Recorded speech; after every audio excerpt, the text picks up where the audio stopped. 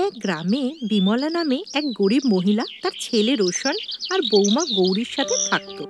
বিমলার স্বামীর মৃত্যু হয়েছিল, যার ফলে সমস্ত দায়িত্ব ওর ছেলে রোশনের উপর আসে। কিন্তু গ্রামে রোশনের কোনো কাজ না জোটার জন্য দারিদ্র আর কর্মহীনতায় ওর মুশকিল বেড়েই চলছিল। বিমলার বৌমা গৌরী খুব স্বার্থপর আর লোভী স্বভাবের ছিল। একদিন ও ওর স্বামীকে বলল, এই যে শুনছো, এখন আর এখানে কিছুই নেই, আমাদের শহরে চলে যাওয়া উচিত, তাহলেই আমাদের অবস্থা ঠিক হবে, না হলে আমাদের না খেয়েই মরতে হবে। তখন রোশন বলে, কিন্তু মা এখানে একলা কিভাবে? তখন গৌরী বলে, ওফো, এখন মায়ের চিন্তা করো না তো, যখন তুমি চাকরি পাবে তখন মাকে টাকা পাঠিয়ে দেওয়া যাবে না হয়। রোশন ওর মাকে একা রেখে বউ গৌরীর সাথে শহরে চলে গেল। কয়েক মাস কাটার পরও ওর কোনো খবর আসে না। ছেলে আর বৌমার শহরে চলে যাওয়ার পর বিমলা ভরণ পোষণের জন্য দৌড়ে দৌড়ে ঘোরে আর ভিক্ষা করে দিন কাটাতে বাধ্য হয়। ও সর্বদা ওর ছেলের ফিরে আসার প্রতীক্ষা করত, কিন্তু না তো ওদের কোনো খবর আসে, না আসে কোনো টাকা। বিমলা মন্দির আর রেল স্টেশনে ভিক্ষা করতে শুরু করলো, কিন্তু ও বেশি টাকা পেত না, আর প্রায় দিনই ওকে অনাহারেই ঘুমোতে হতো। বিমলার স্বর খুব মিষ্টি ছিল আর ওর গানের শখও ছিল, এই জন্য ও গান গেয়ে ভিক্ষা করা শুরু করলো। এর ফলে লোকেরা ধীরে ধীরে বিমলার গান শুনতে জড়ো হতে শুরু করলো। जिंदगी प्यार का गीत है, इसे हर दिल को गाना पड़ेगा। जिंदगी गम का सागर भी है, हंस के उस पार जाना पड़ेगा। বিমলার গানে লোকেদের মনোরঞ্জন হতো আর বিমলা ভিক্ষায় একটু বেশি টাকাও পেতে শুরু করলো। এখন বিমলা রেল স্টেশনে শুধু গান গাইতো আর দুবেলা খাবারও তার জুটে যেত। একদিন বিমলা রেল স্টেশনে বসে গান গাইছিল, जिंदगी प्यार का गीत है, इसे हर दिल को गाना पड़ेगा। जिंदगी गम का सागर भी है, हंस के उस पार जाना पड़ेगा।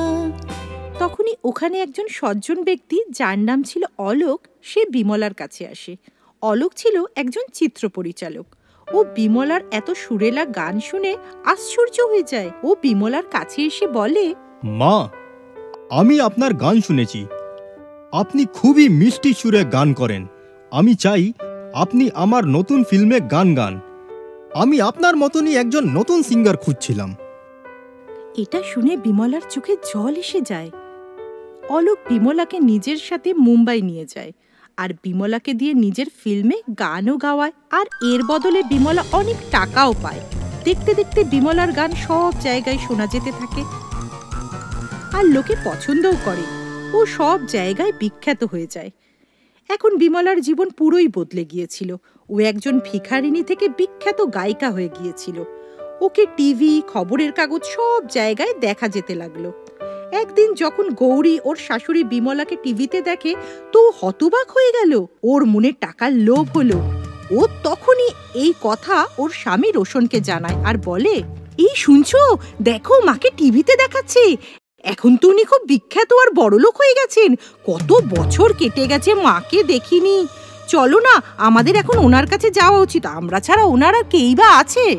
তখন রোশন বলে, হ্যাঁ, তুমি ঠিকই বলেছ। রোশন আর গৌরী দুজনে বিমলার কাছে যায়, যেখানে বিমলা একটা বড় বাড়িতে তখন থাকতো। নিরাপত্তারক্ষী দুজনকে ভিতরে যাবার পথে আটকায়। তখন বিমলা ছেলের গলার স্বর শুনতে পায় আর বাইরে বেরিয়ে আসে। নিজের ছেলেকে দেখে বিমলার চোখ জলে ভরে ওঠে। ও তাড়াতাড়ি ওর ছেলেকে জড়িয়ে ধরে আর কাঁদতে কাঁদতে বলে, আমার বাবা, আজ তোমার মনে পড়লো মায়ের কথা, আমি তোমায় কত খুঁজেছি। নিজের মায়ের এই মমতার ভালোবাসা দেখে রোশন আর গৌরী নিজেদের ভুলের জন্য পস্তাতে থাকে আর দুজনে ক্ষমাও চায়। মায়ের কাছে তার সন্তানের খুশির থেকে বড় কিছুই নয়। এই জন্য বিমলা দুজনকেই ক্ষমা করে বুকে জড়িয়ে ধরে।